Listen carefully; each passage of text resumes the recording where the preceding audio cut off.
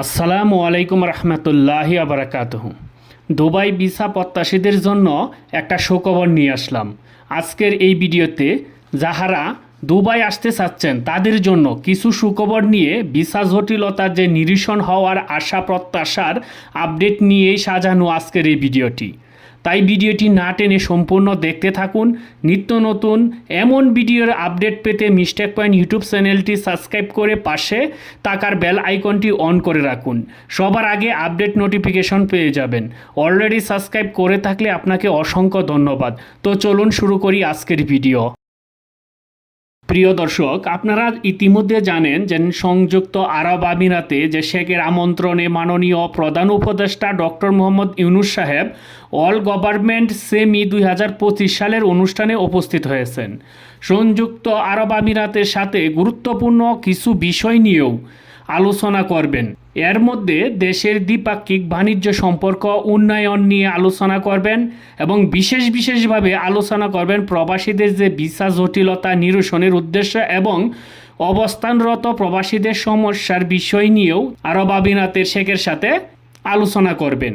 আপনারা জানেন জুলাইয়ের যে ছাত্র জনতার আন্দোলন, সেই আন্দোলনে কিন্তু প্রবাসীদের একটি বড় ভূমিকা ছিল।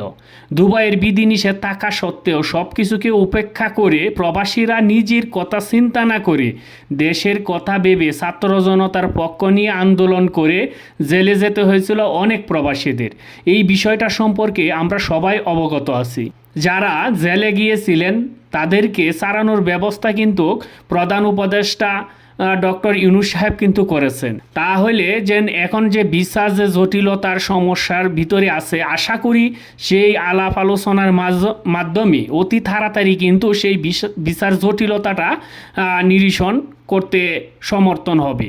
প্রবাসীদের দাবি দাবা নিয়ে বাংলাদেশ কমিউনিটির উদ্যোগে একটা অনুষ্ঠানেও উপস্থিত হয়েছেন। প্রবাসীদের আশ্বস্ত করেছেন প্রবাসীদের সব ধরনের সহযোগিতা সহ ভিসা জটিলতা নিরসনের অনেকটা তৎপর আছেন।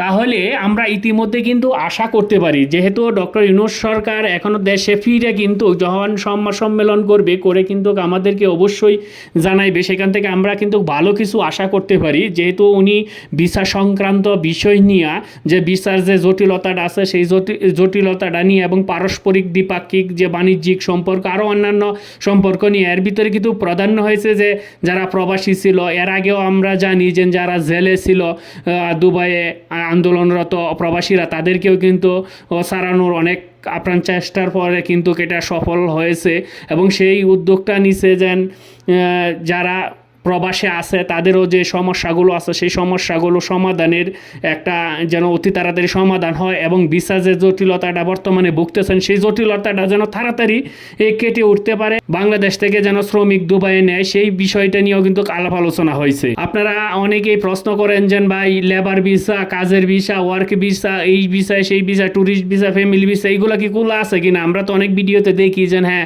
ট্যুরিস্ট ভিসা খোলা আছে বা ফ্যামিলি ভিসা খোলা আছে। তাহলে আবার আপনি বলতেছেন যে খোলা নাই। ভাই আসলে কোনো ভিসাই খোলা নাই, সেটা খোলা যার জন্য আছে তার জন্য আছে। ব্যবসায়িক ভিসাগুলো সবসময়ই খোলা থাকে, এটা আপনার যত ধরনের এই হোক না কেন সেই ভিসাগুলো খোলা থাকে। কিন্তু জনসাধারণের জন্য, আপনি আমার জন্য যে নর্মালভাবে যে ভিসাগুলো সেটি কিন্তু খোলা নাই, কোনো ধরনের ভিসা খোলা নাই। আবার অনেকেই বলেন যে ভিসা ট্রান্সফার করতে পারবো কি না। এখনও যেহেতু কোনো ধরনের ভিসা খোলা নাই তাহলে অবশ্যই ভিসাগুলো এখন কোনো প্রকার ট্রান্সফার করতে পারবেন না।